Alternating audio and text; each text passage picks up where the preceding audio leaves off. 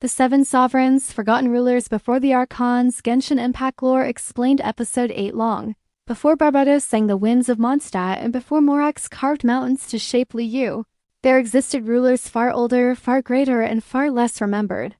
These were the Seven Sovereigns primordial dragon lords, embodiments of the elements themselves and the first rulers of Teyvat. Today, they are almost erased from history, overshadowed by Archons and Celestia. But if we dig deep into forgotten texts, ruins, and whispers of ancient dragons, the truth about the sovereigns begins to surface. So who were they, and why does Celestia want us to forget them? The sovereigns weren't ordinary dragons.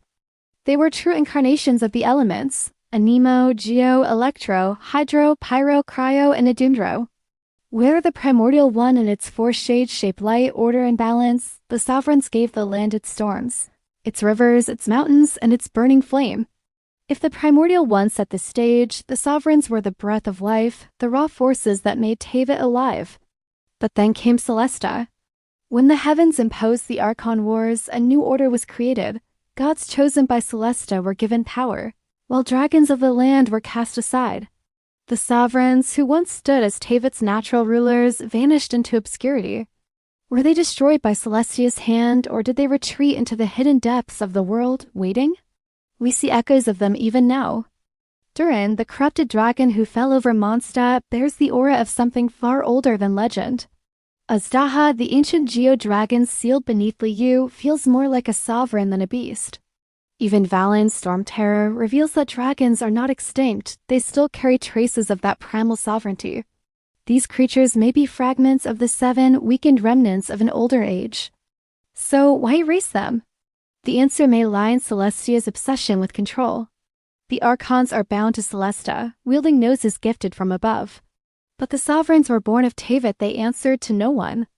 Imagine the threat they posed. Dragons tied directly to the land, immune to divine manipulation, free from Celestia's chains.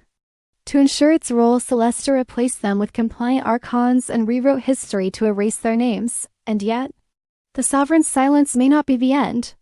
Enkinomia's ancient scriptures hint at dragons that slumber, not perish.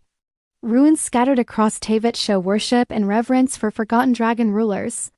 Perhaps they have retreated into hidden realms, biding their time. If that's true, their reawakening could bring an era where dragons rise once more not as enemies of mankind, but as rivals to Celestia's dominion.